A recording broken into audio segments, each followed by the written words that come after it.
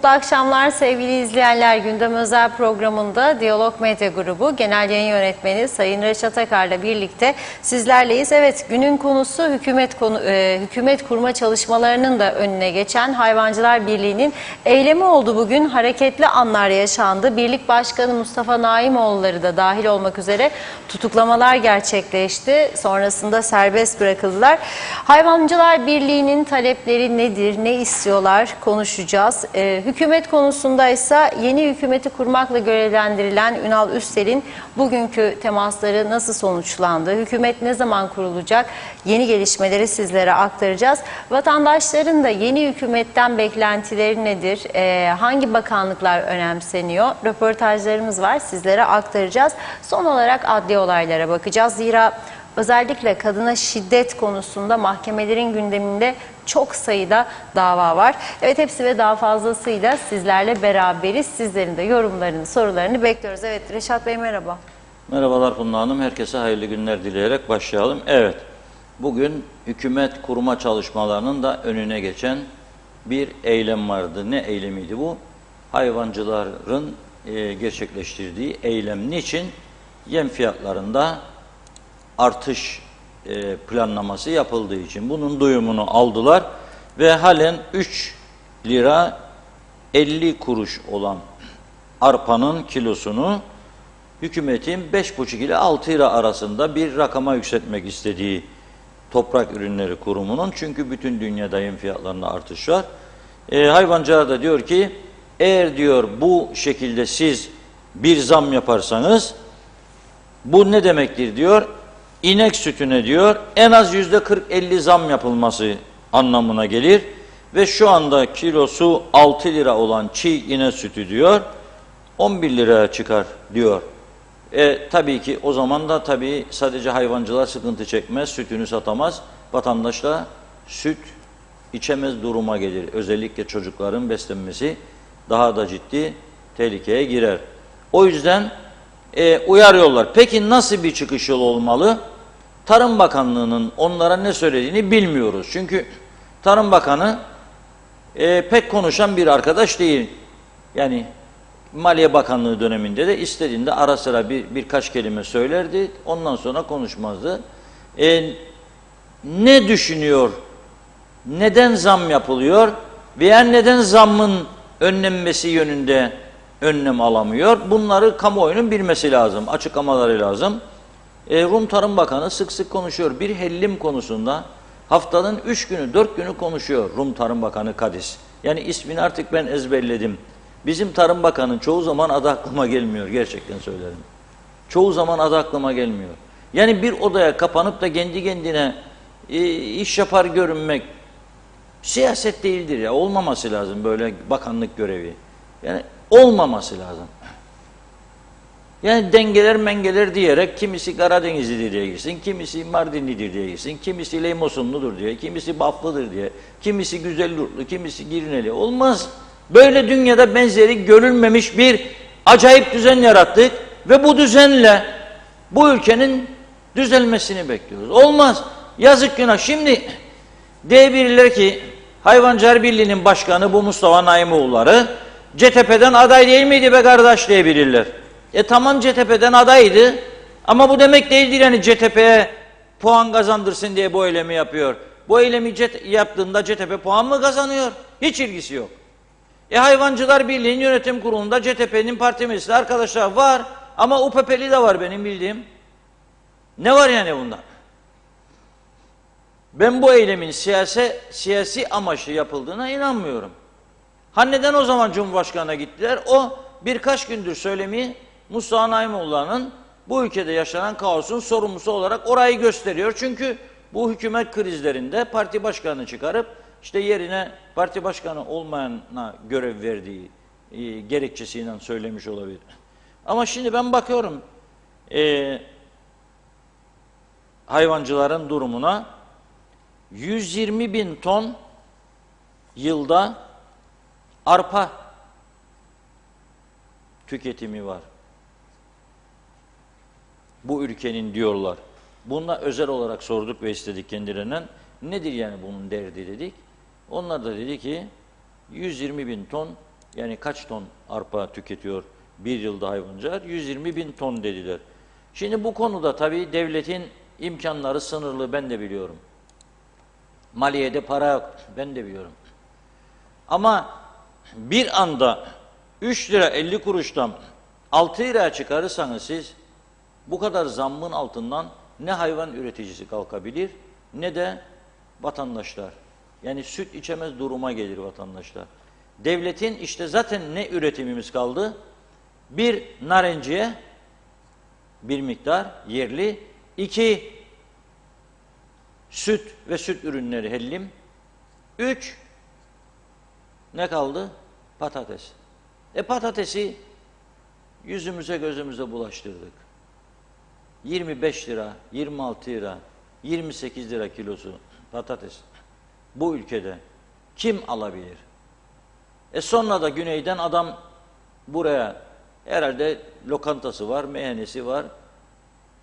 3 ton patates getirdi. Tutuklu adamı kaçakçılık yapıyor diye içeriye sok. Başka ülkede bu yoktur. Rumlar da tutuklar Metehan kapısında. Ama ne yapar bilir misiniz? Ne gazetecilere haber verilir, fotoğrafları çekilir, ne mahkemeye çıkarılır. Ne yapar Rumlar? Ne yapar başka ülkeler? Gümrüğü varsa gümrük vergisini alır ve yolladır. Sen de al gümrük vergisini, yollat. Şimdi adam memleketin büyük kaçakçısıymış gibi. Esrar kaçakçıları, esrar satıcıları aramızda dolaşıyor. Belli zaten yaşamından, her şeyden.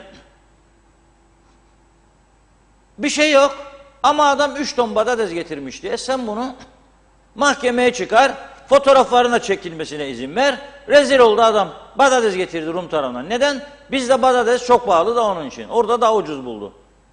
Bazıları diyor ki dün gördüm sonradan. Nereden bilirsiniz? Gönderdi, orada yaşayan arkadaşlar gidip alanlar gönderdi. 90 sent kaç para yapar? Görünüz bakın. Kaç paradır? 15 lira, 14 lira. Orada patates. 25-28 de bizde. Adam ucuz buldu, aldı geldi. Çek bir kenara, de ki bunun gümrüğü vardı. Al gümrüğünü. Hayır. Büyük kaçakçılar gibi devleti soyanlar serbest, hırsızlar serbest, elektrik kurumundaki yolsuzluk dosyaları mesele yok diye kapatılsın. Başka para kaçıran siyasiler, şunlar bunlar bırakılsın, peşinden gidilmesin. Büyük esrar kaçakçıları, kokain kaçakçıları, memleket tepeden aşağı beyaz tozla örüldü. Ama adam 3 ton patates getirdi, çıkar mahkemeye kelepçele, bir de fotoğraf çektir, da bilmem ne teminatıyla da serbest bırak. Değiştirin bu yasağı, düzeltin ya.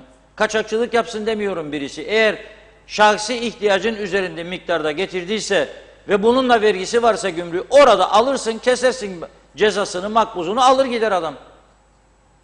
Bu nedir? Ve ihtiyaçlı bir durumdur bu. Yani şimdi ben mesela marketlerde patates bulmayacağım veya asgari ücretli bir vatandaşım, 28 lira, güneye geçme imkanım da var, orada da 15 lira da almayacağım ha. Hiç olur mu, almayayım? Neyse hakkım, geçirebileceğim alırım. 5 kilo 5 kilo. Sen de gururlan burada. Destek lazım. Hiç üretim denen bir şeyimiz zaten kalmadı. Hayvancıyı, çiftçiyi, köylüyü üretimde desteklemezsek, onlar da gelir yarın kapınıza dayanır, onlar da devlet memuru olmak ister. Ha, bu işin kolayı var. Protokolü imzalarken konuşun Ankara'yla. Deyin ki bu kadar hayvancı var, bu kadar çiftçi var, narenciyeci, bu kadar patates üreticisi. Toplam nedir kardeşim? 15 bin mi? 15 bin kişiyi biz devlet memuru yapmak istedik. Müşavir, evlerine çekleri gönderelim, bu kadar paraya ihtiyacımız var. Verirse yapın bunu. Herkes çekilsin evine, otursun. Böyle devlet yönetilmez ki. Bıraktım devleti. Böyle şirket yönetilmez ki. Böyle aile yönetilmez ki. Kimsenin hesap kitap yaptığı yok bu ülkede. Hiç hesap kitap yok. Yapsa bile Tarım Bakanlığı'ndan birisi, maliye sormazsınız halimizi, para mı var da vereceğim ben. Görmen galiba o hayvan üreticisi altındaki cibi, bende yok öyle cip der bakanlar. Geçen hafta bir tarımsal üretim yapan bir önemli kişiyi izledim Bloomberg'de. Adam şöyle diyor Türkiye içinde. Türkiye'nin tarım alanlarının, elindeki ekilebilir tarım alanlarının 1/3 kadardır diyor Hollanda'da üretim alanı. Fakat Türkiye'nin kat kat üstünde tarım ürünleri üretimi ve ihracatı vardır. Kat kat. Neden? Planlı üretim yapıyorlar da ondan. Plan program var da ondan. Bizde öyle değil. Bizde Kuzey Kıbrıs'ta tarım politikası diye bir şey olduğunu ben duymadım zaten. Toprak tahlilleri yapılır mı hiç duymadım. Analizleri. Hangi topraklar daha verimli, nerelerde ne ekilebilir? Bunun analizleri yapılırsa bravo diyeceğim ama ben duymuyorum, hiç duymadım. Benim sadece gözlemlediğim bir vatandaş olarak bu ülkenin bütün toprakları da istisnalar kaideyi bozmaz, belirli bazı yerler belki hala temizdir ama çok büyük oranda kirlenmiştir. İnsan dışkısıyla yoğrulmuştur tarlalar. Geçen gün bir arkadaştan dinledim. Kaçı da Alsancak'ın nüfusu 74 öncesinde 350 civarı. Şimdi kaçtır? Bilen yoktur bence ama 35 bin, 40 bin. Kanalizasyon yok. Nereye gider bu insan dışkıları? Kuyuları gazallar. Kuyular dolup taşınca telefon açarlar. Gelir vidanjörden çeker. Nereye götürür bu vidanjör? Normalde Hasbolat'a götürmesi lazım. Alsancak'tan, Lapta'dan karşıya kadar çıkıp da Hasbolat'a götürdüğüne inanan varsa ben de Arap olayım. Bir yerlere boşaltılıyordur. Adanın kuzeyinde ekilebilir tarım alanının ne kadar olduğunu bilen varsa buyursun çıksın açıklasın. Bu ülkenin tarım politikası diye bir şey yoktur. Bu ülkenin aslında turizm politikası da yoktur. Hep laf cambazlığı. Hani ne oldu turizmde? Büyük yatırım yapanlar sadece mecburiyetten, çünkü aksi halde iflas edecek. Yetişti yaptı bu yatırımı bu ülkeye. Bilmeden, görmeden, tam öğrenmeden bu ülkeyi geldi yatırdı. Kıbrıs gelecek vaat eder dediler. Yolladılar özellikle Özal'dan sonra. Gelecek vaat eder dediler. Turizmde gidiniz dediler. Bakın Rumlar şöyle böyle dediler. Çıktı geldi yatırım yaptı adamlar. Onlar kendileri mecburen kendi yağlarıyla kendi ciğerlerini kavuruyorlar. Kendi reklamlarını Arap ülkelerinde, İsrail'de, orada burada birçok yerde kendi reklamlarını Türkiye'de kendileri yapıyor.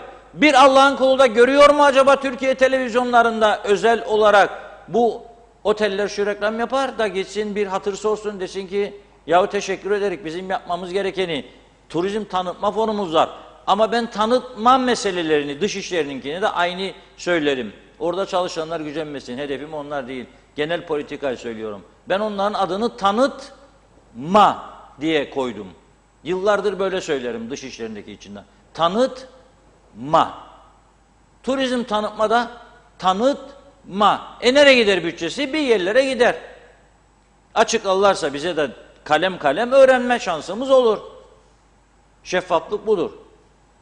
Ama dediğim gibi bu yatırımcılar mecbur kaldı artık. Boyunlarına geçirdiler çünkü ipi.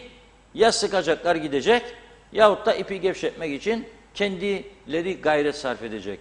Turistini bulacak, uçağı bulacak, tanıtımını yapacak, getirecek. Ben onlara bir öneride bulunmak istiyorum. Siyah filmlere çok karşıyım. Hayırdır gözümle kaşınıyor bugün.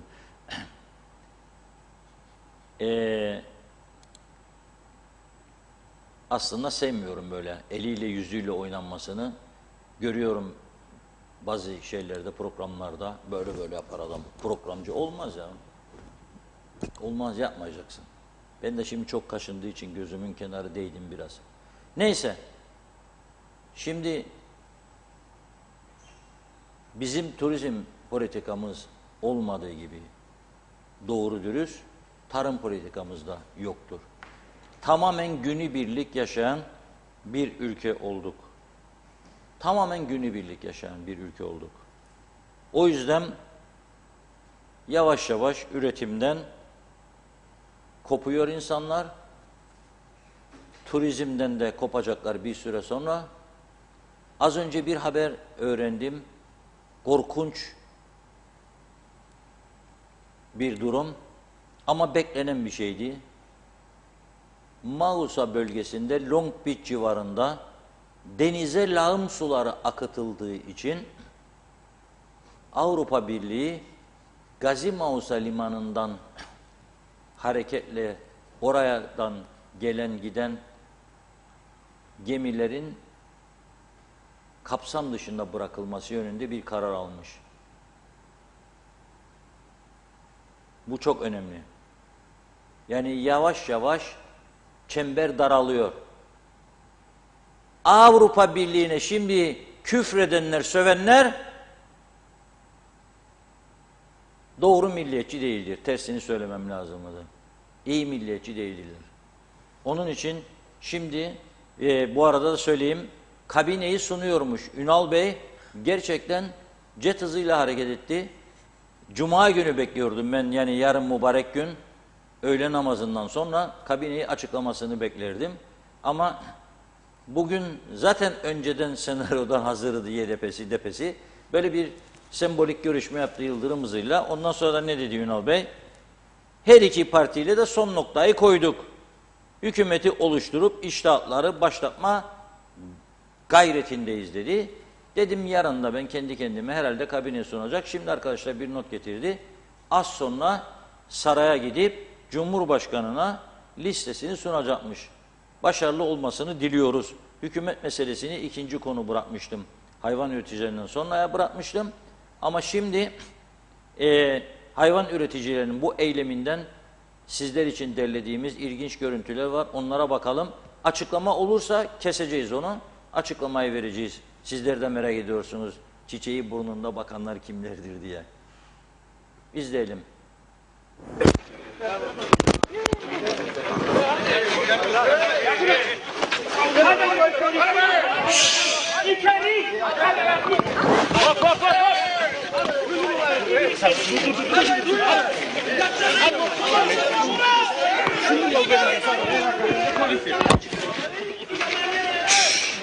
Müdahale etme. Adam müdahale etse. Adam müdahale etme. Hayır. Hayır. Hepsini tamam mı? Arabaya. Bu adam da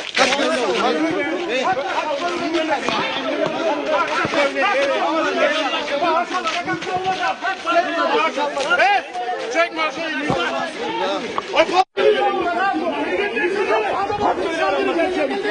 Hangi bir imzalar var? O fışkıra duracak. Kim alacak? 24 sensin.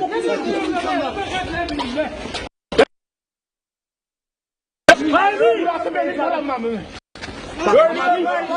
Benim param var. Ben aldım para içeride. Ben aldım para içeride. Ben aldım para içeride. Ne yaparlar bu insanlar? Arkadaşlar tamam geliyorum. Arkadaşlar gübre dökmeyen biri var mı burada? Yok. Tamam, hepiniz gelin. Siz bizim arabaya gelin siz. Onlar gelsinler kendileri. Alacağım. Arkadaşlar sizin birliğe geliyoruz biz. Yok. Tamam gelin müdürlüğe gelin. Tamam biz de geliyoruz. Polis müdürlüğe. Tamam biz de gidelim. Kardeş bir dakika ya. Sen ne karar vereceksin kim gidecek ya? Biz bu iki arkadaşı istedik polis arabasına binelim. Bineceğiz ya. Yok arkadaşlar yapalım. Siz gelin. İkiniz gelin. Alınmıştı şu anda süte kurumu önündeyiz. Bu arabanın hakkınızı aramayacaksınız. Bakın bu memlekette hakkınızı aramayın ha. Polis gelir içeri sokar sizi sakın. Tecavüzcülere Sessiz kalın. sardılar dışarıda hakkını arayanlar. Sessiz kalın. Oturun evinizde. Kimse aramasın. Biz gurur duyarız be, Üretim yok. hakkımızı aradık. Hakkınızı aramayın sakın içeri girin. Bakın nereye koyuyorlar bizi. Ülkemize hayırlı ve uğurlu olsun. Peki, teşekkür ederiz. Nelere nasip oldu bize. Yazıklar olsun. görsün Cumhurbaşkanı bunları. Bu memlekette üretim yapmanın hakkı budur. Çetine girdi mi? Ahmet Çavuş, o ambulansına bak, baksın kim oraya ya. Açın kapıyı asıl aşağı.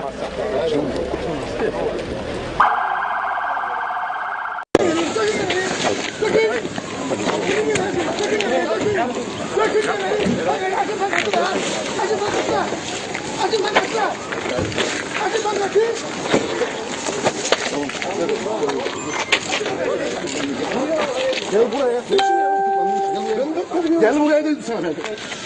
Gel buraya. Ben mi tuttum ya? Evet. Gel buraya. Bırak bunu adayı. Ben bir şey yaptım ya. Gel buraya.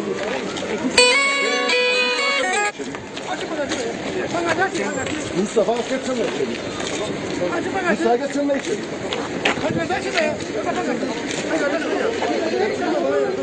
Anlamadım.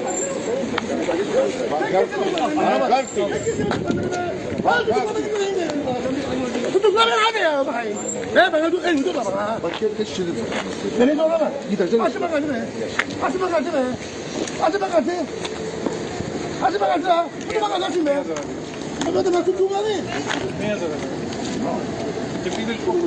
Neyin şeyini uçarak yine dedi.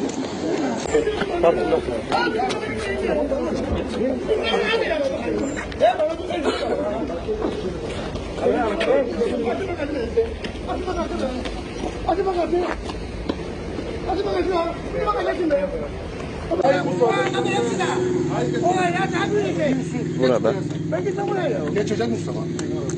Ben gittim buraya. Arabaya gidiyorum. Ben açma. Arabayı da al. Ya ben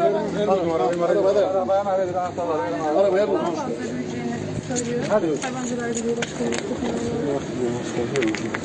Aynen lan. Maske alacağım ve başka çıkmayın.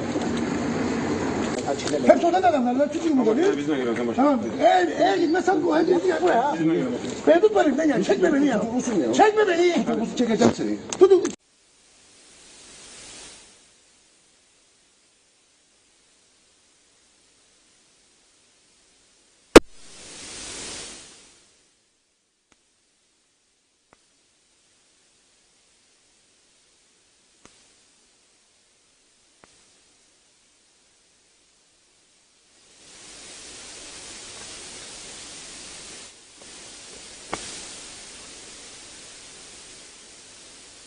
Ladı.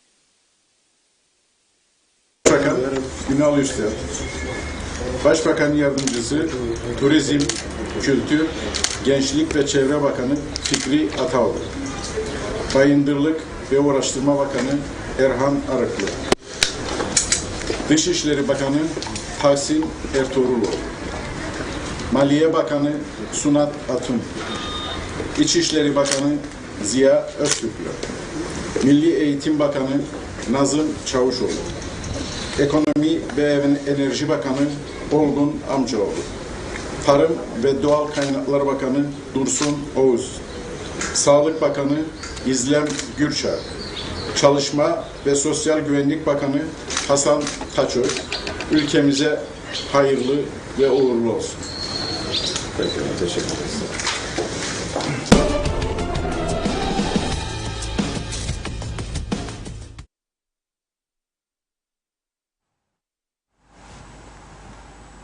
Buyurun. Evet, hükümetin Bakanlar Kurulu listesini verdik sizlere. Sıcağı sıcağına. Yıldırım hızıyla hükümet kuruldu ve yıldırım hızıyla inşallah göreve başlayacaklar. Buradan söylemiştim sizlere dün ve bugünkü Diyalog Gazetesi'nde de şöyle bir haber var. Fire yok başlıklı manşetimizde. Üstel'in 39. hükümette görev alan UBP'li bakanlardan en az 4 tanesini değiştireceği belirtiliyor diye bir ifademiz var. En az 4 tanesi. Değişti mi? Evet, değişti. Okuyorum.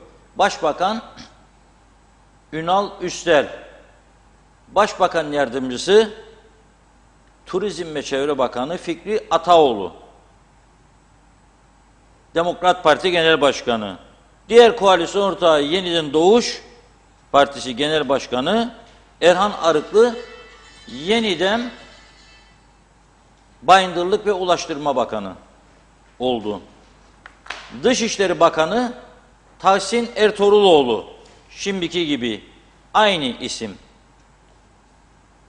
İçişleri Bakanı, değişim bir.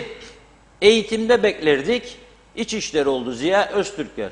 Aslında eğitimde tecrübeli, deneyimli, Yüksek Öğretim Müdürlüğü yapmış bir arkadaşımız eğitimde beklenirken İçişleri Bakanı oldu. Sürpriz ama bir. Sunat Atun beklendiği gibi Maliye Bakanı. Şimdi ben elektrik fiyatlarının olacak onu merak etmeye başladım. O artırdıydı, koyduydu, değişebilir yakıt makıt falan filan. Şimdi Olgun amcaoğlu geri çekliydi. Sucuoğlu da geri çekilmesinden yanaydı. Onaylandı. Şimdi Sunat Bey gene getirirse bir kaos daha elektrikte. Zaten ondan sonra Kıptek, Tumba. Bir zamanlar UBP için söylerdi. UBP Tumba'da Tumba derler. Şarkı yaptılardı. Tumba demek baş aşağı demek. Bir seçimde çok zayıf gitmişti UBP. Bir marş çıkardılar. UBP Tumba'da Tumba diye. Şimdi elektrik kurumu Kıptek, Tumba aşamasında bence. Ekonomi ve Enerji Bakanı Olgun amcaoğlu. Bugün Maliye Bakanı, yarın ekonomi enerjiyi, ben ne söylüyorum daima? Herhangi bir bakanlığı yapabilir bu milletvekili seçilen arkadaşlar. Dünyada benzeri yoktu. Her türlü yetenek vardır. Hani derler ya 10 parmağında 10 hüner. Bu milletvekilleri de 10 parmağında 10 hüner olduğu için milletvekili seçiliyor. Kıbrıs Türk cemaati tarafından. Sandığa giderken biliyor, hepimiz bakıyoruz değil mi? Birinci parmakta ne hüner var? İyi gitar çalar. İkinci parmakta ne hüner var? İyi davul çalar. Üçüncü parmakta ne hüner var? İyi pansuman yapar. Dördüncü parmakta ne hüner var? Hayvanların yemlerinin kalitesinden anlar. Beşinci parmakta ne vardır? İyi süt içicidir veya satıcıdır. Hep böyle bakıyoruz bunlara. 10 parmakta 10 hüner var, ben maşallah verin Mahmud'a oy diye veriyoruz. Kıbrıs Türk cemaatinin en büyük özelliği budur. Çok ince eleyip sık dokunup derler ya, o şekilde karar verdiğimiz için o nedenle yani bugün maliye, yarın enerji, ekonomi olabilir. O bir günde kültür olabilir. Daha sonra çevre olabilir. Daha sonra turizm olabilir. 10 parmakta oyunları var. Her parmakta bir bakanlık yapabilecek demektir. Birinci parmak turizm, ikinci parmak sanayi, ticaret, ekonomi, üçüncü parmak hesap kitap işi, maliye uzmanı, murakıplık falan. Dördüncü parmak sağlıkçı. Pansuman yapmasını bilirseniz gene sağlıkçı olursunuz. Doktorsanız gene sağlıkçı olursunuz. Doktor olmazsanız gene sağlıkçı olursunuz. Bu şekilde gider artık zincirin halkaları. Çalışma, sosyal sigorta primi ne demektir diye sorulduğunda anlatabilirseniz çalışma olursunuz. Dışişleri, forever tiyarensi derseniz kesin forever foreign minister olursunuz o zaman. Onun için böyle. Şimdi Dışişleri Bakanı Tahsin Ertuğruloğlu, İçişleri Ziya Öztürker, Maliye Sunat Atun, Ekonomi Enerji Olgun amcaoğlu, Milli Eğitim ve Kültür yerinde kaldı Nazım Çavuşoğlu, Tarım Doğal Kaynaklar Dursun Oğuz yerinde kaldı ama çok çekeceği var hayvancıların elinden. Ya para bulacak, açacak, ana diyecek gönder 1 milyar da yem fiyatlarını sübvanse edeyim. Ana gönderirse durduracak hayvancıların ateşini, ana göndermezse şu anki gibi az gönderirse yahut da işi zor. Sağlık Bakanı, hadi bakalım bir bilmecem var çocuklar. Kim? Acaba kim? Acaba kim diye geçen gün başlık atmıştık. Bir bilmece var UBP'li arkadaşlar demiştik. Acaba kim? Yani kim hükümeti kurmakla görevlendirilecek? Ünal Üstel Bey çıktı. Şimdi Sağlık Bakanı kim? Hadi bilin bakalım. Listeyi duymayanlar, görmeyenler. Çok istedi bakan olsun diye çok mücadele verdi ve sitem etti Faiz Sucuoğlu'na. Söz vermiştin babamın yanında dedi, yapmadın beni bakan dedi. İzdem Gürçağ sağlığa geldi işte. Sağlık Bakanı. Ali Pilli Bey tatilde. Ali Bey dinlenecek şimdi. Pili kuvvetlendirmesi lazım. Şarja tak Ali Bey. Şarjda durduğu sürece pil dolacak. Tam böyle %100 full verince bak göresin gene bir yerdesin. Ya sağlıksın ya başka bir yer. Bence bu defa sağlığı isteme çünkü çok dert var. Hastane yetersiz, doktorlar yetersiz, hemşireler yetersiz, ilaçlar yetersiz.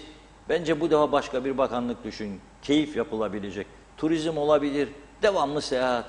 Kes bileti git, Japonya fuarı, Tanganyika fuarı, Londra fuarı, İsviçre fuarı. Gez toz, keyfine bak bundan sonra. Boş ver. Çalışma Sosyal Güvenlik Bakanı da Hasan Taçoy. Demek ki listede bir Ziya Öztürkler yeni, Sucuoğlu'nun son kabinesine göre Sunat Atun yeni sayılır.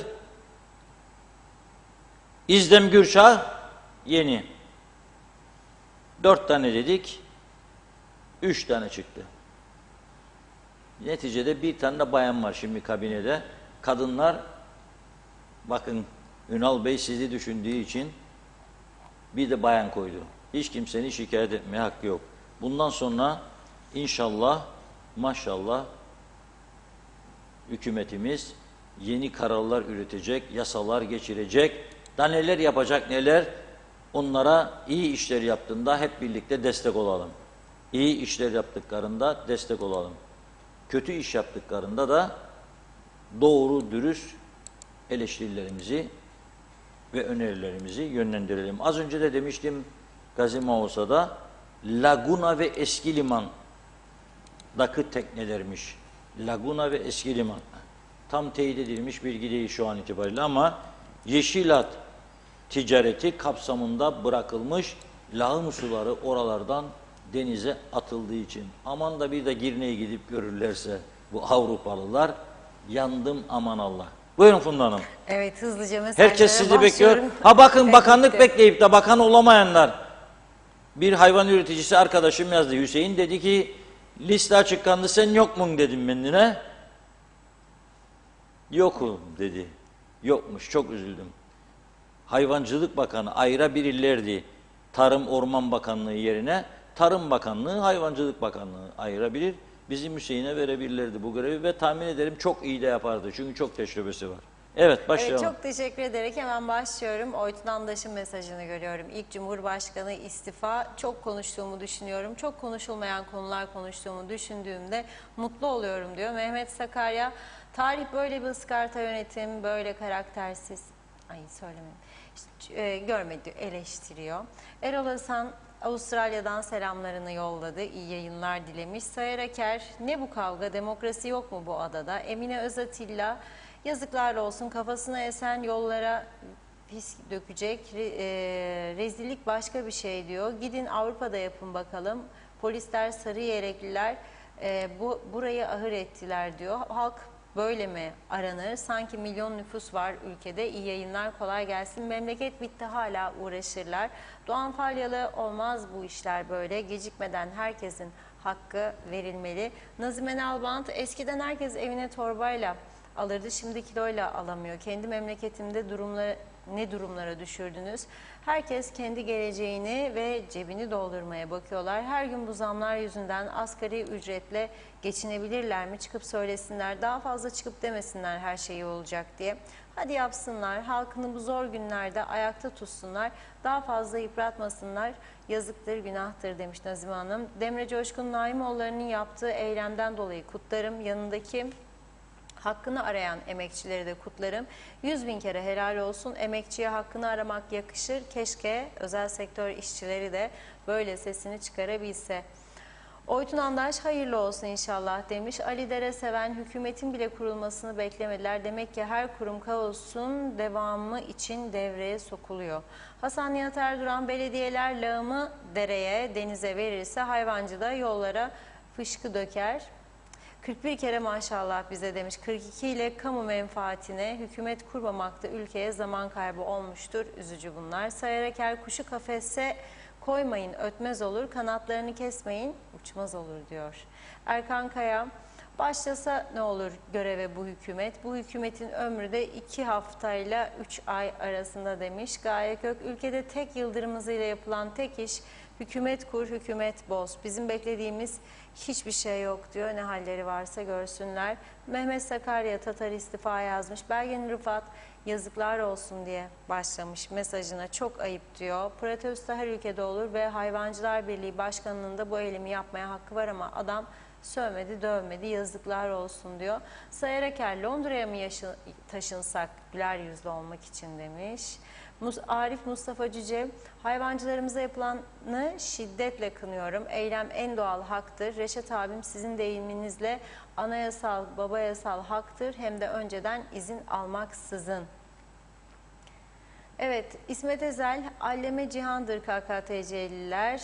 Evet, Kamil Özer, Sunat Atun Bey ne de ballıymış diyor. Murat Ayes, jet üstel jet hızıyla hükümeti kurdu. Kaç gün sürer belli değil. Şimdi bütün milletvekilleri bakanlık yapacak. Bozyap hükümet, yeni müsteşarlar çoğalacak. Evet. Manu, jet hızıyla halkın son kalan dişini çekmeye geldi diyor Ünal Üstel. Evet bakın Eser Yurteri iyi yayınlar dilemiş. Salih Engin, bu yahni fasulye çok acılı ve çok salçalı, yenmez. Kamil Özalay, iyi yayınlar, Almanya'dan çok üzülerek izliyoruz. Yazık memleketime. Hasan Nihat Erduran, ambargolu statükomuz budur. Birleşmiş Milletler süründürür bizi. Mecliste seyreder. Maksimalist komşu da mest olur. Evet, Emine Karamehmet, bu ne maskaralık, hükümet her başa geçen milletvekillerini değişir. Kerim Akgün, Reşat Bey ben yazmıştım, Sunat Sucuoğlu'nu yedi. Kim demiş müdahale yok diye, biz boşuna sandığa gidiyoruz, çok ayıp. Kadir Tatlıtürk, şimdi DP ve YDP ile koalisyon kuran UBP küçük partilerin dayatmalarını kabul edip muhtarıyı imzaladı mı diye soruyor. Evet. Nazime Nalbant, bugün emeklerini ödeyemeyeceğimiz hemşireler günüdür. Onları en içten dileklerimle kutlarım demiş. Hayatta olanları tebrik ediyorum. Hayatta olmayanları rahmetle anıyorum. Mekanları cennet olsun. İyi mutlu akşamlar, sevgiler. Sevilay Teoman, bakan biziz. Onlar zam yapar, geziye gider. Biz onlara bakarız. Nereye gidecekler yarın diye merak ederiz dedi. Evet, Ulus Barani, Çakmak Hasan, Kibrit Hüseyin gibi Jet Ünal tarafından açıklanan Bakanlar Kurulu, Kuzey Kıbrıs'ta bulunmaz Hint kumaşı gibi Ertuğruloğlu ve Atun'da bu kabinede. UBP Milletvekili İzlem Hanım da ağlamasının ödülünü alanlardan birisi olarak bu kabinede. Kısacası ağlamayan çocuğa emzi yok demiş. Ömer Boz Karavezirler, ne diyeyim bu halka ne diyeyim diyor. Bir sürü de ünlem işareti koymuş. Artık acır oldum. Umarım bu halk biraz olsun akıl koymuştur. Ali Dereseven, ben bu kabineyi eskiye göre daha çok beğendim. Bilhassa İzlem Hanım'ın bakan olmasına çok sevindim. Çünkü çok faal ve devamlı halkın içinde olan ve halk tarafından çok sevilen birisi diyor. Ülkemize hayırlı olsun. Okan Baysan, dünya bizi kıskanıyor Reşat Bey. Brunei Sultanlığı yanımızdan bile geçemez. Vecdi İlke, Reşat Bey bugün formunda yazmış. Evet, Bülent Küçük, sizin yayınınızı büyük bir ilgiyle ve dikkatle izliyoruz. Ülke gündemini biz sizler sayesinde takip ediyor, öğreniyoruz. Sizlerin rehberliğinde kanaat önderliği yapılmasını açıkça görüyoruz. Aynı zamanda sizin programların halkı ve toplumu aydınlatıcı ve ufuk açıcı olmaktadır. Saygılarımla demiş. Emine Özatilla, İzlem Hanım'a sevindim. Pille artık yoruldu zaten, dinlensin. Hepsine hayırlı olsun. Evet. Kamile Özer, senaryo hazırdı, yazıklar olsun diyor o da. Tema Yavaş, iyi yayınlar diledi. Evet, Abi Hüseyin, Mine Atlı bugün o çağrıldı ifade vermeye demiş şikayet üzerine. Evet, siz de dikkatli olun diyor. Demre Coşkun, UBP tamamen gündemi parti sorunlarıyla doldurup halkın sorunlarını unutturma çabası içindedir. Halk evdeki tenceresini düşünüyor. Ama bakıyor ki hükümet daha sorunlu, sesini çıkaramıyor. Asgari ücrete zam bekliyoruz, hayat pahalılığı ödeneği bekliyoruz, esnafa destek bekliyoruz, toplu taşımacılık bekliyoruz, ultra zenginlere servet vergisi getirilmesini istiyoruz. Yeliz Su, hayvancılar az bile yaptı demiş, keşke sarayın içine dökseydiler. Bir farkı yok içinin dışının. Osman Mene iyi akşamlar dedi. Günis Bisam, evet Reşat Bey vallahi güldürdün bizi diyor ama çok sevindim ki aldılar Ali Pilli'yi görevden. Çünkü bize çok yalan söylerdi. Bana yok bugün yok yarın alacağım senden birini derdi. Çok iyi oldu diyor. Çok destekledik ama bizim değerimizi bilemedi. Durmadan işçi alırdı bize yok demiş. Hüda Kan, evet yola dökülen dışkı temizlenir ya denize dökülen ne olacak dedi. Belgin Rıfat, doğru karar, genç ve azimli biri İzlem Hanım. Eminim daha iyi idare edecek. Sayın Amcaoğlu da enerji konusu çok hassas. Gerçekten hesap kitap işi. Bence iyi şekilde görevini yapacak. Sunat Bey de bakanlığı layıkıyla yapacak. Liste çok güzel. Bayıldım. Yalnızca ben Sucuoğlu'na üzüldüm. Böyle bir ayrımcılığa uğradığı için ve gerçekten dik duruş sergiledi. Tebrikler demiş. Engin Sedat Tözün, 100 günlük eylem planı demek faize karşı bir oyundu diyor. Dik dur, eğilme, parti başkanlığına devam dedi.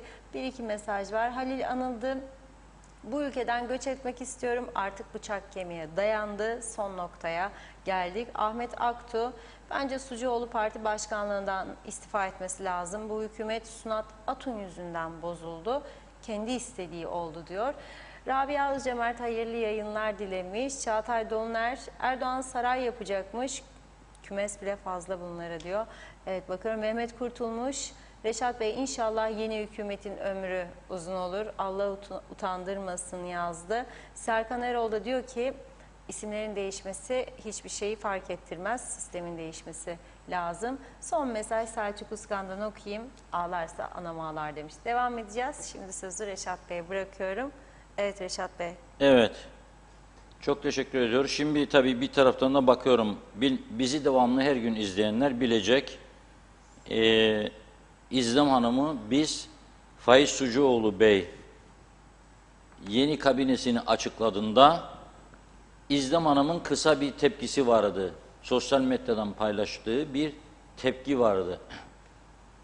O tepkiyi bulmam lazım. Şimdi okumanın zamanı geldi zannederim.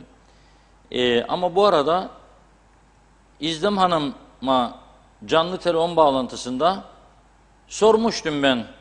İzlem Hanım, mesela size bakanlık verilseydi hangi bakanlığı arzu ederdiniz, yapabilirdiniz diye 2-3 tane bakanlık saymıştı bana.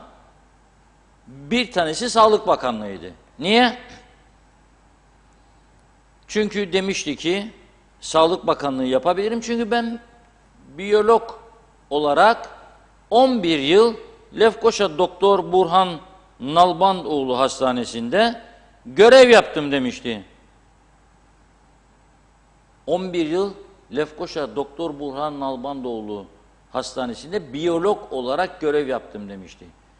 Doktor değilim ama sağlık sorunlarını iyi biliyorum diyordu. Şimdi Faiz Sucuoğlu B 26 Nisan bakınız ama nasıl yani eskiden şöyle bir laf vardı.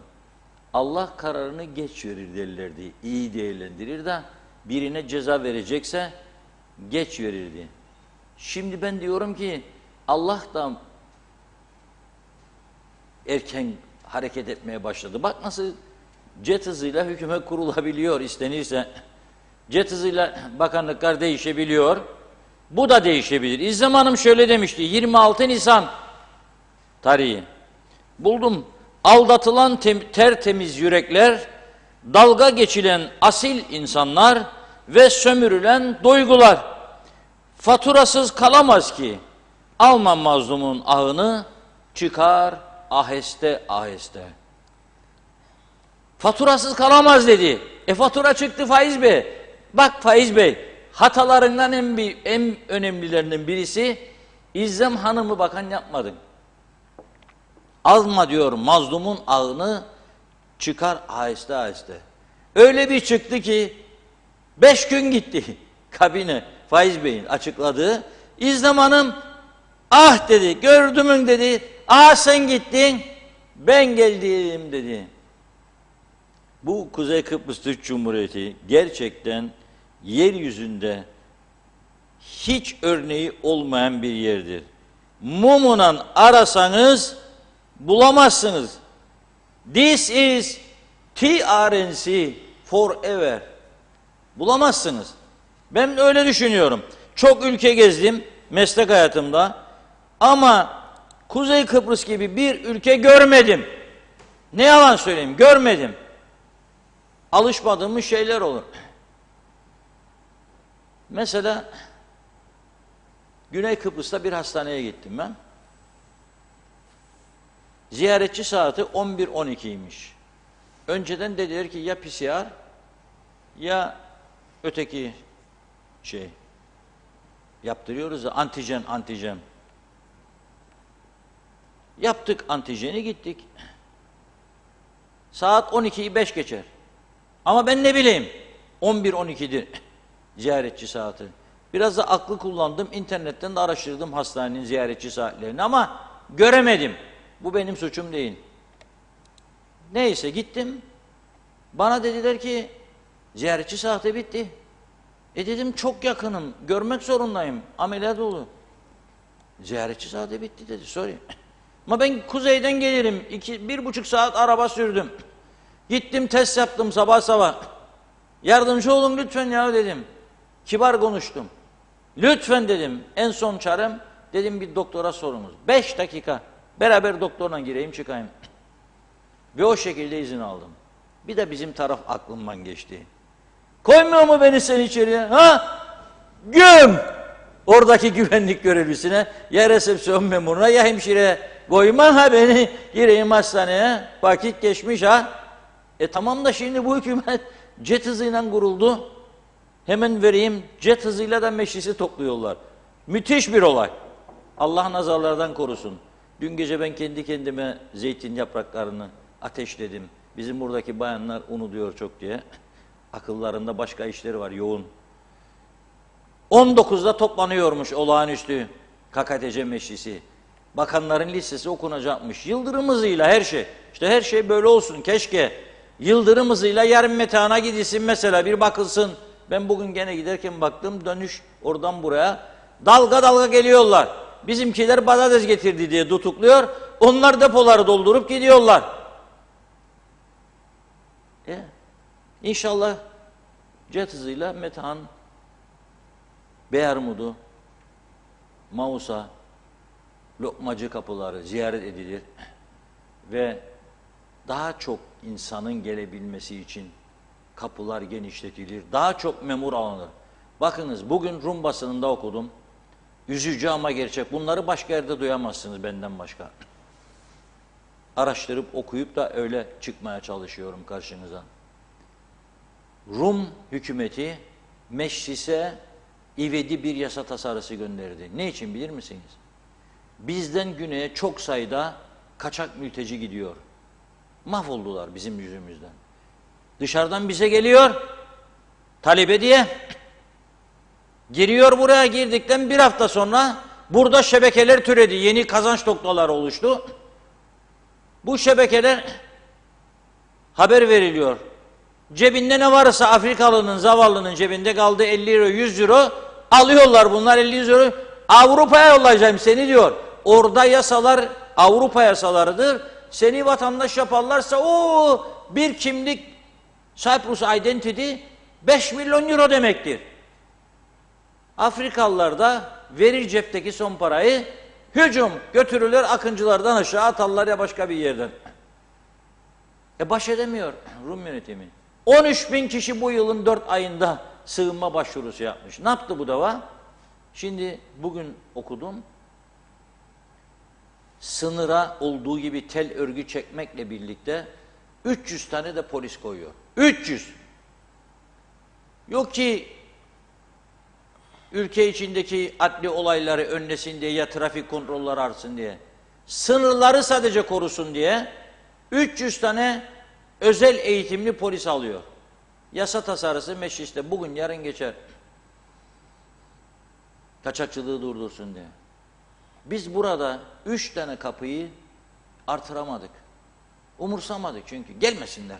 Bazıları o gelmesin diyenler kendilerini çok milliyetçi, çok vatanperver zannederler. Halbuki ben tam tersini düşünüyorum. Ben gelsinler diye yırtınıyorum, para bıraksın bana diyorum. Esnafım aç kalmasın, sürünmesin, devlet vergi toplasın da ayakta durabilsin, avuç açmasın, dilencilik yapmasın diyorum. Hangisi milliyetçi görüştür? Hangisi milleti, vatanını, ülkesini, insanı sevmektir? Okkalı parayı alıp cebe koyup da makam aracının arka koltuğunda gidip de vatan millet Sakarya nutku çekmek midir milliyetçilik? Yok. Kabul etmiyorum bunu. Kaç defa gittiler bu sınır kapılarını bakanlık yaptıkları süre içinde denetlediler ya başbakanlık yaptıkları sürece. Hadi bana tarih versinler. Alkışlayayım. O kadar buradan çağrı yaptım, yalvardım. Bir defa ya iki defa Cumhurbaşkanı'nın gittiğini duydum. O kadar. Niye gitmiyorlar? Bana ne yavrumlardan? Sana ne? Onlar geçmese buraya başta senin Aras'ta ve Yenikent esnafı sıfırdır. Onlar da devlet memuru yapın, kapatsınlar dükkanları, gelsinler memur yapın. Nasıl olsa para çok. Brunei'den geliyor. Sultan sağ olsun gönderiyor oradan. Sadece kullandığı arabalardan bir tanesi 240 tane arabası varmış galiba. Hepsi altın kaplama. Bir tanesinin üstündeki altınları gönderse KKTC ihya olur. Nedir 300 bin kişinin ihtiyacı? 120 bin ton arpaymış. Helal olsun. Bir arabanın üstündeki altınlar yeterlidir buraya. Belki de 2 ton altın vardır arabanın üstünde, 3 ton. Kim bilir? O yüzden söylüyorum. Yani inşallah bu hükümet hızlı işe başlar ama doğru iş yapar. Yok ki zam hükümeti olsun, gelsin bana zam üstüne zam. Zam kaldıracak gücü kalmadı bu toplumun. Zam kaldıracak gücü, takadı kalmadı. Bunu bilsin herkes. İsterlin 20'ye gidiyor gene. Farkında mısınız? Euro 16'nın üzerine çıktı. 16,5'a koşuyor. Ev kirası, banka taksitleri döviz olanlar, marketlerde her şeyi dövize endeksi satıldığı için o ürünü alamaz duruma gelenler, işte bunlara bakmak lazım. Zam fırtınasıyla gelme karşıma. Bak sana para akıyor, sen para toplamasını beceremiyorsun. Onun için ilk iştahat, gidin bu sınır kapılarına, artırın. Çağrı yapın Birleşmiş Milletler'e, Avrupa Birliği yetkililerine, gel buraya bir kahve içelim, çağır Rum liderinde yahut da 2 toplumlu teknik komite bugün Lokmacı kapısının orada orta yerde toplansın, alsın kararı, Mausa kapısı gitsin, birisi Rum Başkanlık Sarayı'na, birisi gelsin Türk Başkanlık Sarayı'na, alınsın bu karar. Açın Lefkoşa'daki Mausa kapısını da. Para geliyor. Turist getiremiyorsunuz, bari karayolundan gelenleri geri çevirmeyelim. Bırakalım gelsinler, alışveriş yapsınlar, para akıtsınlar. Ama gerçekten çok zor günler bekliyor bizi. Bu hükümet nasıl bu işin içinden çıkacak bilemiyorum. En zor da Tarım Bakanı'nın işi ve Maliye'nin tabii. Maliye Bakanı Sunat Atun Bey, inşallah elektriğe tekrar zammından oturmazsınız göreve. Kaynak istiyorsanız fazla mesailerin önüne geçecek önlemleri alacaksınız. 50 hemşire mi eksik var?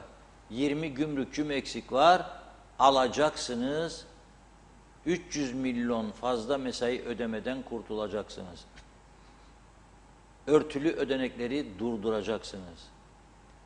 Bir 15 dakikalık konferans için yurt dışına giderken yetkililer yanına hiç kimseyi vermeyeceksiniz, reddedeceksiniz. Yoktur para, varsa paran cebinden götür diyeceksiniz. Yok 15 kişiden birden. Çanta bir tane değil ya, 15 kişi de çanta tutacak değil ya. Bir çantayı 15 kişi mi tutacak? Ne var içinde? Fikir şeymiş. Ne fikri? 15 dakika Kıbrıs meselesini anlatacaksınız. Dinleyenlerin %99'u da Kıbrıs'ı harita üstünden tanıyan adamlar. Ne olduğunu da bilmez. 74 öncesini hiç bilmezler. Hiç kimse anlatmıyor çünkü. Unutuldu. Türkiye basınında siz Kıbrıs sorunuyla ilgili bir şey görüyor musunuz?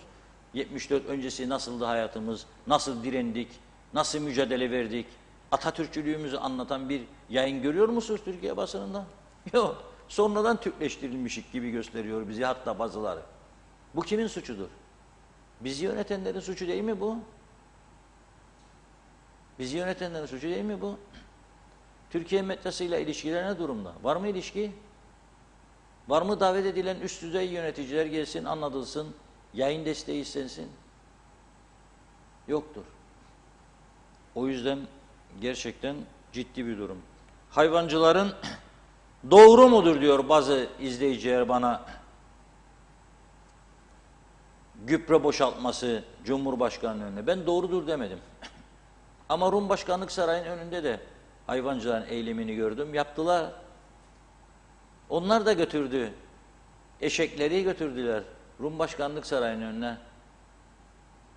Kimseye polisi bu şekle sokmamak lazım. Polis de hayvancı köylü yüz yüze gelmemek lazım. O dökerse oraya gübre, hayvan gübresini, sarayda çok personel var zaten 250-300 kişi.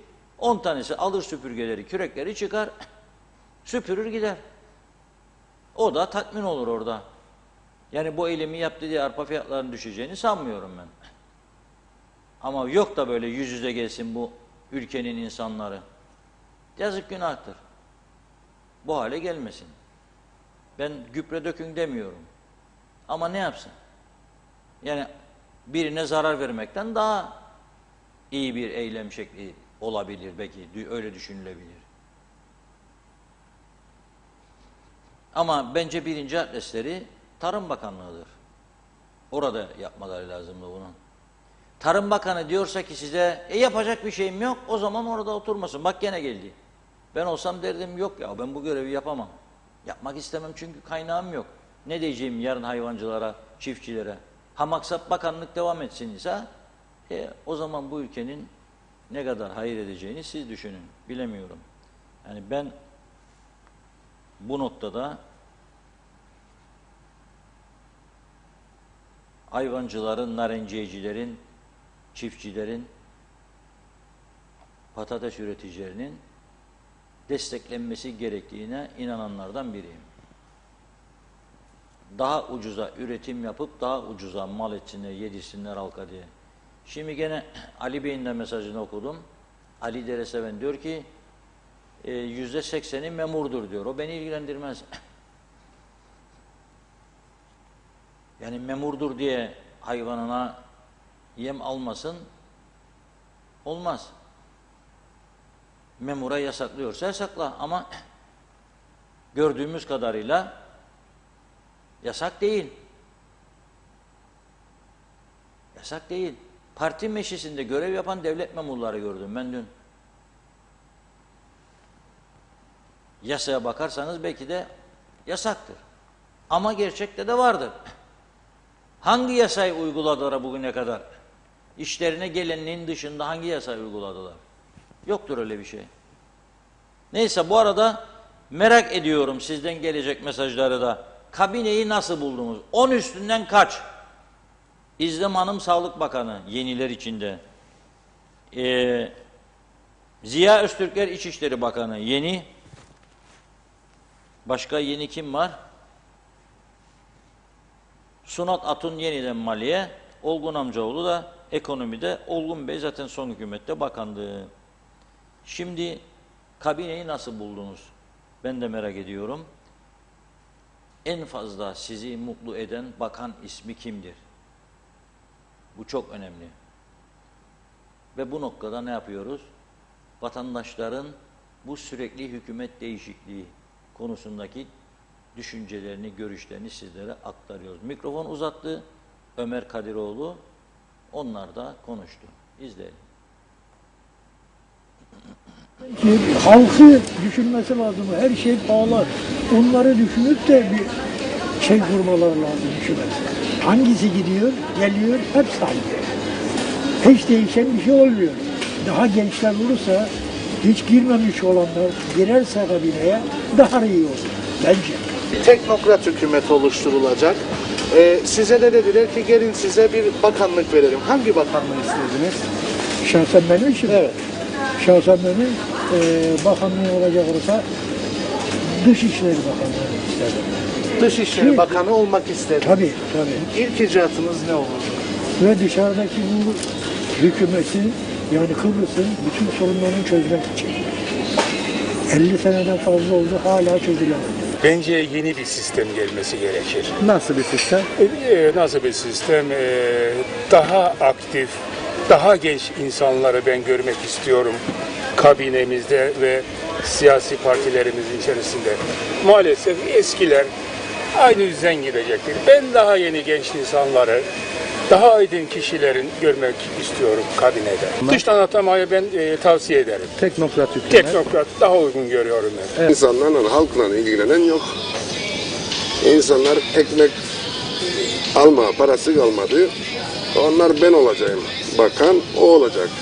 Başbakan onun kavgasını yapar. Milletvekilleri şu an mecliste seçiliyor. Meclise gidiyor, yemin ediyor. Ama bence herkes görevini tam yapmıyor. Görevini yapmıyorsa seçilmiş bir insan onun milletvekili düşmesi lazım. Bu ekonomik koşullarda Türk lirasıyla hiçbir yere varamayız. Bunu kesinlikle kabul etmemiz gerekir.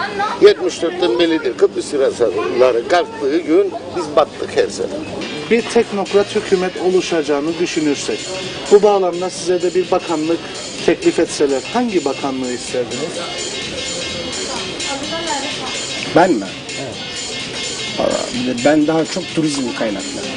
Nedenini de söyleyeyim size. Zaten burada gelir kaynağı olarak bu memleketin %70, %80 civarında turizm kaynaktadır. Onun üzerine yoğunlaşılması gerekiyor. Ona göre bir reklam politikası uygulanması gerekirken maalesef çok geride kalarak herkes kendi çıkarlar, kendi menfaatler doğrultusunda yaşadığı için her iki ülkede de aynı şey için geçerli maalesef yürülemiyor yani.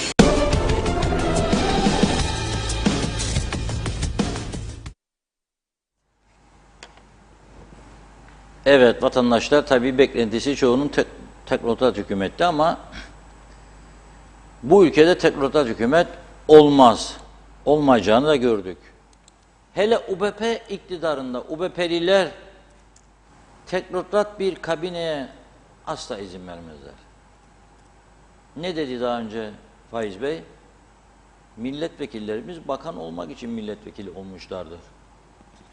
Sırada bekleyen arkadaşlar var. Bakanlık bekleyen. Onun için milletvekili olmuşlardır. Ben de onun için diyorum ki bu ülke teknokrat kabineye izin vermez.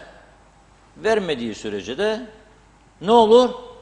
Böyle kavga büyür. Şimdi Ali Pilli Bey kolay kolay hazmedebilecek mi? Kabine dışı kaldı. Bilmiyorum ama çok zor. Bir kişi daha kaldı kabine dışı.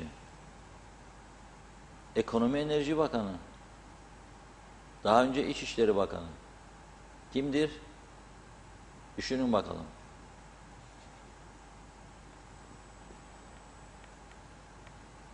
Kutlu Evren değil mi? Kutlu Evren İçişleriydi. Ekonomi Enerji oldu. 59+5 64 gün. Şimdi yeni kabinede yer almadı. 2 kişi dışta kaldı. Biri Ali Bey, biri Kutlu Evren. Kutlu Evren'in yerine Girne'den İzdem Gürşah'ı koydular. Ali Pilli Bey'in yerine de sağlık değil ama İçişleri Ziya Öztürk'leri koydular. O da Güzelurt milletvekili. Ali Bey ile birlikte. Bakalım Ulusal Birlik Partisi içindeki gelişmeleri hep birlikte izleyeceğiz. Evet Tunla Hanım, buyurun. Geçelim mesajlara. Evet, Kerim Akgün, Sunat Atun'un Fendi Sucuoğlu'nu yendi diyor. Mustafa Sakallı, KKTC değil Federal Kıbrıs. Cengizhan Refikoğulları iyi yayınlar. Mehmet İnancı, hoş vakitler değerli dostlarım. Sağlıklı günler tüm Diyalog ailesine teşekkür ediyoruz. Evet, Zarif Ulmen demiş ki açık hava tımarhanesi TRNC. Evet, Gültekin Bilgi'ye ben de bütün dünyaya gittim diyor. Kesinlikle TRNC yazdıramadım sergilerde. Mehmet İnancı, Reşat Bey sözün özeti tarih bile bunları affetmeyecek. Hele umutları sönen gençlik hiç affetmeyecek. Evet. Evet, Ulus Barani'de 90-60-90 gibi bir Jet Ünal hükümeti herhalde Arıklı'nın nazlı kulaklarına karıştı. Tam istediği gibi oldu diyor. Evet, Oytun Andaş, Allah razı olsun. Ali Pilli abimizin heykelini istiyoruz. Acil Durum Hastanesi'nin önüne. Ahmet Ali iyi yayınlar. Demre Coşkun, Aker Karma Kıbrıslıların Kıbrıs Cumhuriyeti kimliğini almasını onaylamış. Anastasiadis buna hayır demiş. Anastasiadis'i eleştiriyor. Evet, Şevket Tecer, sigaraya yine zam geldi. Akçay Muhtarlığı, bizler köylerimizde birçok alanda çalışma yaparken ve özellikle gençlerimizi spor faaliyetlerine yönlendirmek ve onlara mekan imkanları sağlamak için uğraşırken hiç haberimiz olmadan köyümüzdeki boş olan ve almak için uğraş verdiğimiz boş depoları, parantez içinde spor alanı yapmak için birileri peşkeş çekmek için uğraş veriyorlar. Ama bilsinler ki asla izin vermeyeceğiz. Köyün malını hiç ihaleye çıkmadan, bizlere sormadan Kooperatif Merkez Bankası birilerine veriyor. 5 gün var, Kooperatif Merkez Bankası müdüründen randevu talep ettim. Beklemekteyim. Belgin Rıfat çok güzel. Belki aşkla görevlerinin başına geçerler ve olumlu icraat yaparlar. Çünkü halk isyanlarda. Kolay değil, hem ekonomik durumlar kötü, bir de üstüne gelecek kaygısı, hiçbir konuda denetim yok. Kolay değil, hiç kolay değil. Çok işler var yapılacak, çok demiş. Şevket Tacer, benzine mazota bugün yarın yine zam diyor. Doğan Falyalı, yabancılardan güvenlik görevlisi atansın. İngiliz Kıbrıs'a gelince öyle yapmıştı. Birçok olayı da önledi. Mehmet Türksoy, Kraliçe Elizabeth'ten yardım isteyin çünkü o da bu ülkede garantördür demiş. Sibel Serin, Sibel abla İstanbul'dan sevgilerini yolladı. Bakın Gürkan Yakış, Kıbrıs Türk Hekimler Sendikası'nın Aralık ayında başlattığı sağlık raporu vermeme eylemi devam ediyor. Dün sendika başkanını arayıp sordum. Bizi bu kadar mağdur etmeye hakkınız var mı? Hak ararken haksızlık yapıyorsunuz dedim. Sağlık Bakanı'nı ara diyor. Reşat Bey, sizin bu konudaki düşüncelerinizi merak ediyorum. Muhittin Yılgın, sözün bittiği yerdeyiz Reşat Bey. Söylenecek söz de kalmadı artık. Sizin dediğiniz gibi game over the end demiş. Sayar Aker, kurutulmuş zeytin yaprağı ihraç etsek zengin oluruz. Araplar üflemeye alışkındırlar. Ambalaja bir de Kur'an'dan ayet koyalım diyor. Bal gibi müşteri buluruz. Muhittin Yangın kabineyi puanladı. 10 üzerinden 2 verdi. En zor isim Kukaviko Urho. Diyor ki Reşat Bey, Laguna Apartman Efkaf'a bağlı 30 seneden fazla Efkaf burada dışkıları denize akıtıyor. Bu apartman Lordos'un esas bunu da laçka ettiler. Kabine bir ay gitmez, oturup anlaşsınlar, Maraş açılsın, böyle maskaralık olmaz. Hasan Nihat Erduran 8 alır demiş o. Niyet varsa iş de yapar, kolay gelsin. Akın Demirağ, İzlem Gürcağ doğru karar. Çok çalışkandır, sağlıkta iyi işler yapacağına inanırım. Cemal Sadrazam, batmış gemiye kaptan değiştirmeye benzer bakanlıkların değişmesi de diyor. Özkan Biçmiş, hükümetin süresi ancak bir ay. Oytun Andaş, gizemli Covid-19'u yeneceğiz. Belediye seçimlerine adayım, desteklerinizi bekliyorum. Refik Ali Sayar, halkın işi zor, onlar koltuk peşinde. Belgin Rıfat, saray içinden gelen seslere göre Reşat Bey ilk defa personel bu kadar zulüm ve kötü muamele görüyormuş. En sakin personeller bile aldıkları kötü enerjiden dolayı psikolog arayışındaymış. Çoğu emekliliklerini istemişler. Diyorlar Londra'ya kadar gelen fısıltı bu. Ben de onların yalancısıyım dedi. Hasan Çevik, UBP bu ülkeye gelmiş en büyük siyasi felakettir. Onların kurduğu her hükümete 10 üzerinden 1 veririm. UBP, DP, YDP'den ülke için hiçbir beklentim yok ama kendilerinin çevrelerinin zengin olacağına eminim. İnce Erdemel, yeni hükümet hakkımızda hayırlı ve iş gören bir hükümet olmasını dilerim. İzlem Hanım'ın bu listede olması bir kadın olarak beni mutlu etmiştir. Umarım ömrü uzun olur diyor. Mustafa Kemal, en büyük haramiler OBP'dir dedi.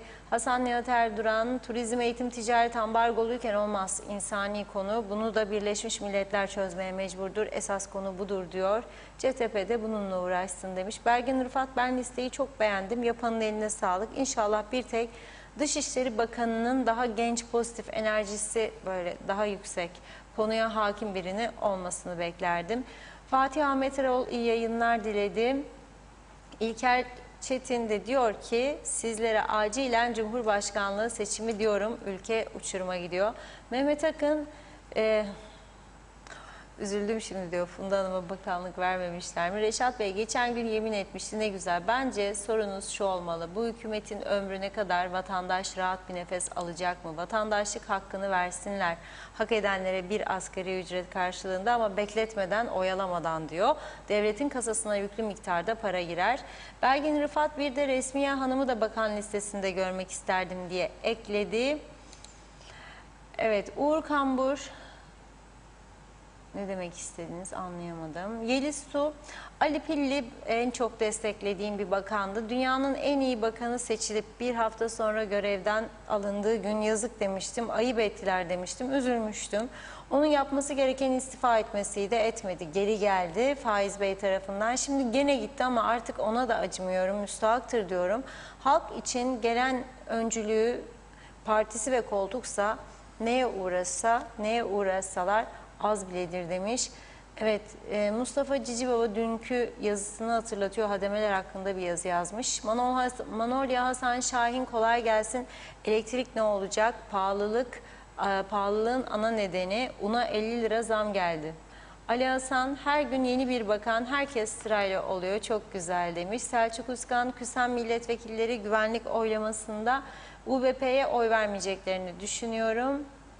Evet, Hasan Yılmaz Işık, dinamik bir hükümet kuruldu. Kıbrıs Türk'üne hayırlı olsun. Halka hizmet verebilecek bu kadrolarla Tüketiciler Derneği işbirliği yapabileceği ve tüketicilere yeni haklar kazandıracağına inanmaktayım demiş. Bir iki mesaj okuyup ara verelim. Abi Hüseyin, sivil itaatsizlikten başka çaresi kalmadı Kıbrıs Türk'ünün. Müdahale üstüne müdahale yapılıyor.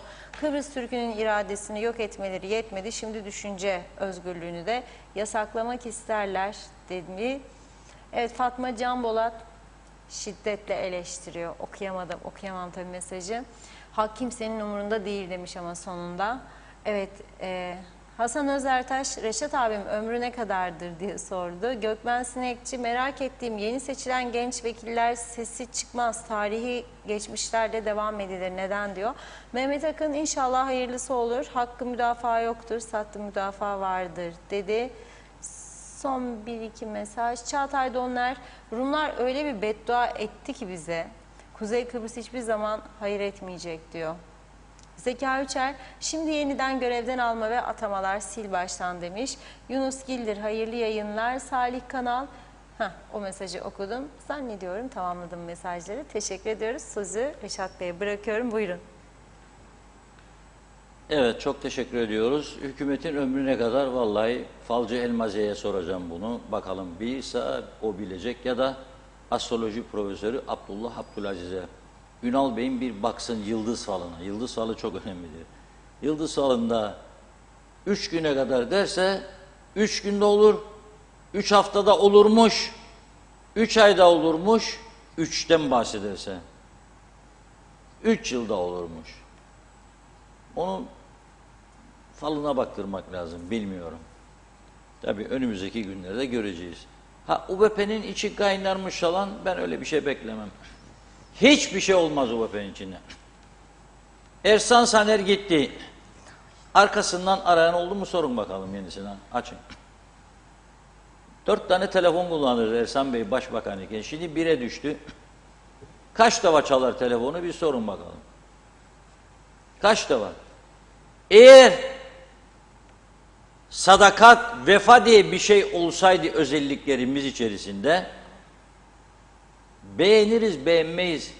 Madem ki mecliste ant içiyoruz KKTC için, Kuzey Kıbrıs Türk Cumhuriyeti'ni kalkındırmak, güçlendirmek, vatana, millete falan, o zaman Kuzey Kıbrıs Türk Cumhuriyeti'nin kurucusunun Rauf Denktaş olduğunu da kabul etmek zorundayız. Niye Rauf Denktaş'ın anıt mezarının olduğu yer ot tarlasına döndü bayram öncesinde bile, hiçbiri gidip temizlemedi de biz burada gündeme getirdiğimiz için askerler gitti temizledi. Vefa. Kendi hayatımıza bakalım. Kendi canımızdan daha çok sevdiğimiz insanlar bile ne kadar vefalıdır acaba? Anneye, babaya, kardeşe karşı ne kadar sadakat doludur, vefalıdır? Kaldı mı? Ben arıyorum bulamıyorum. Ferdi Özben çok güzel söylerdi o şarkıyı. Vefa arıyorum diye. Söz veriyorum size yakın bir gelecekçe onu dinleteceğim. Ama bugün düşündüm, tam bir tangoya benzettim Kuzey Kıbrıs'taki siyasi yaşamı. Onun için tango gelsin dedim.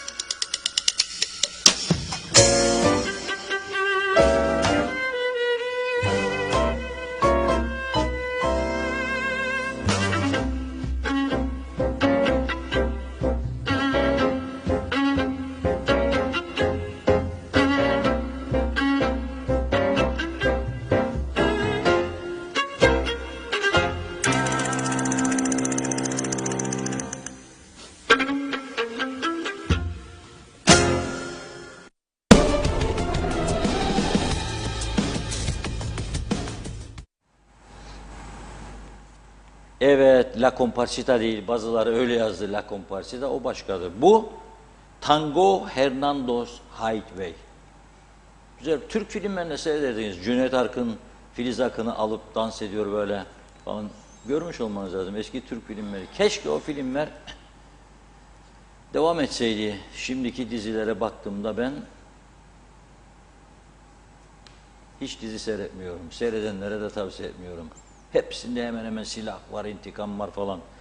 Onu söylerken adli suçlara dikkat çekmek istiyorum. Son mesajlardan önce son konuyu tamamlayın. Çok artış var adli suçlarda ve mahkemelerde teşhir edilmelerine rağmen devam ediyorlar. Onun için herkesin dikkat etmesi lazım. Bizdeki yasalar Türkiye'den farklıdır. Kadın diyor, benim diyor, malım değil mi diyor, nikahlımdır diyor. Kadına diyor, geleceksin benim dediğim yere diyor. Gel odaya diyor. Kadın diyor, gelmeyeceğim diyor. Öyle mi diyor, güm, öyle mi diyor, güm.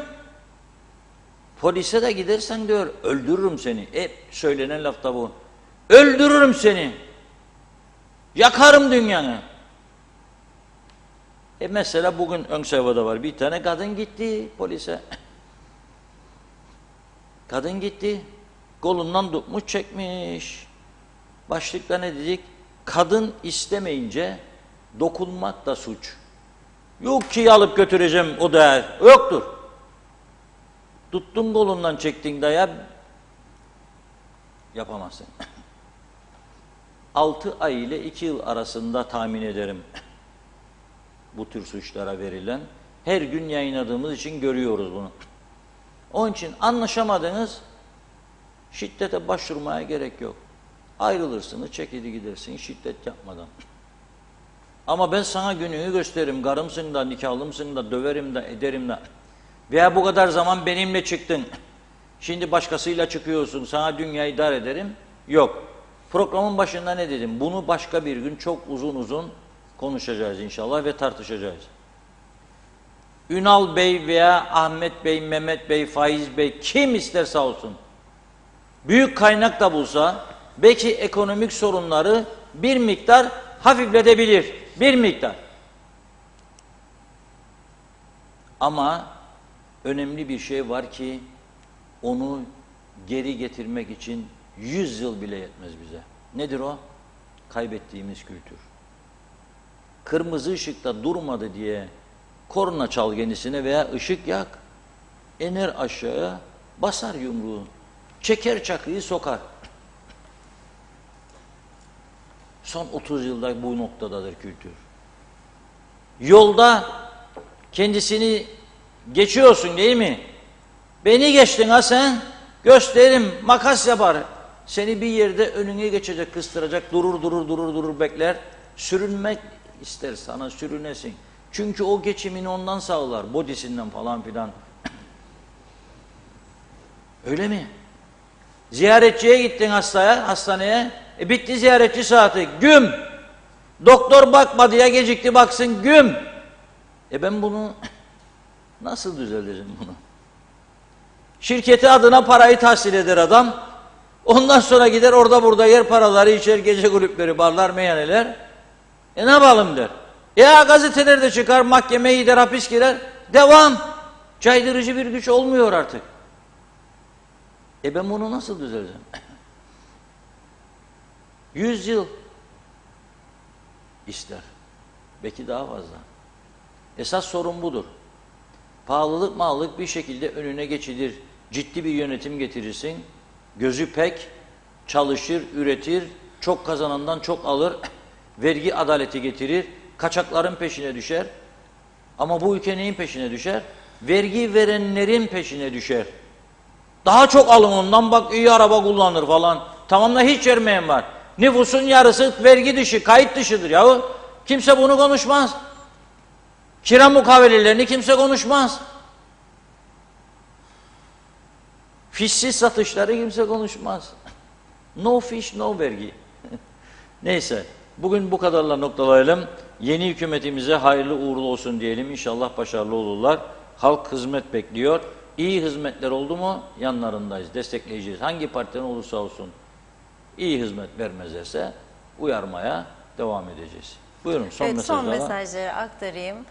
Mehmet İnancı tıpkı fasulyenin yahnisi gibi Reşat Bey. Pek bir şey çıkmaz bu hükümetten de. Ata Tecimer, Kıptek maliye mi ekonomiye mi bağlı Reşat Bey diyor. Kıymet Nazım Topal, yeni bakanlara hayırlı olsun da kaç günlük olduklarını söylemediniz. Güzelim Kıbrıs'ım ne hallerde, çok yazık.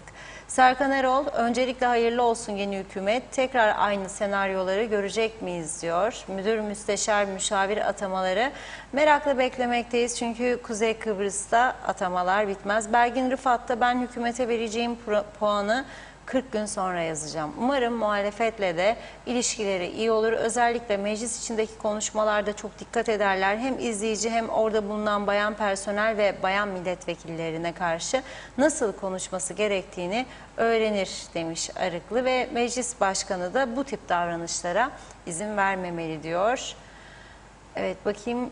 Kadir Tatlıtürk, Arıklı ve Ataoğlu 100 günlük icraat deklarasyonunu unuttu. Buradan hatırlatılır demiş.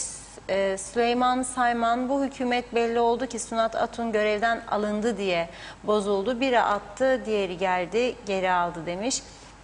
Oytun Andaş, Lefkoşa Türk Belediyesi'ne adaylığımı koyacağım diyor. Meclis üyesi ekip arkadaşları arıyoruz. Fidanlık bölümünde narenciye ekeceğiz demiş. Domates, biber, patlıcan.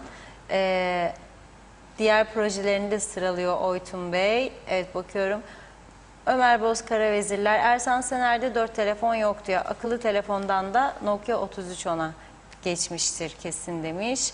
Evet, bakıyorum. Selçuk Uskan, kiminle dans edeceğim önemli. Partnerler çok önemli. DP, YDP tek kalırsa UBP dans edemez. Erken seçim olur mu? CTP'yi de gördük. Havaalanı satıldı ya, işte böyle ben oy kullanmadım demiş. Osman Yıldız, Reşat abi senin bize dans sözün var, unuttuk sanma diyor. Bekliyoruz, seni gerçekten çok seviyoruz. İyi ki varsınız demiş. Son mesajı da Belgin Hanım'dan okuyayım. Diyor ki iyi akşamlar. Bir mesaj daha geldi. Diğer tüm arkadaşlara da Reşat Bey istediği iyi akşamlar demiş. Demre Coşkun da Faiz Sucuoğlu destekçileri nereye kayboldu diye sordu. Evet, bugünlük mesajları burada tamamlıyorum. Evet Reşat Bey, eklemek istediğiniz? Nereye kayboldular? Meyhanelere de aldılar.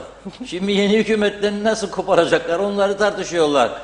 Müsteşar kim, müdür kim, oraya kim atanacak, buraya kim atanacak, yönetim kurulları, Kıp'taki yönetim kuruluna kim gelecek, toprak ürünleri, Kooperatif Merkez Bankası, Vakıflar Bankası, piyangolar, miyangolar, Varoğlu var, Kalkınma Bankası, kalkındırmama, şeker sigorta, Kıbrıs sigorta var devletin de. Telekomünikasyon imkan çok canım. Herkes onları şimdi paylaşım meselesinde bu gece çok hareketli bir gece olacak. Cuma, cumartesi, pazar devam edecek. Pazartesi artık görevlendirmeler başlar diye düşünüyorum. Kabine jet hızıyla kurulduğuna göre atamalar da jet hızıyla olabilir. Ama birbirlerini yemeden yapsınlar. Faiz Bey'e iyi istirahatlar diliyorum. Dinlensin biraz. Çok stresli günler geçirdi. 1 yıl parti başkanlığı için mücadele verdi, düşünebilir misiniz? Çekil Faiz Bey dediler, çekildi, dinledi. Sonra omuzlarda geldi. Koronanın en azgın günlerinde maskesiz salonda 8.000 kişi, çoğunluk ona verdi, omuzlarda geldi. Yürüyerek gitti. Yani Faiz Bey parti başkanıdır gene ama ne bileyim, yani bir süre uzaktan seyretmesi faydalıdır diye düşünüyorum. Evet. Çok teşekkürler. Yarın Cuma mübarek bir günde inşallah yeniden birlikte olacağız. Biz de size teşekkür ederek programı burada noktalıyoruz. Yeniden görüşünceye dek hoşça kalın.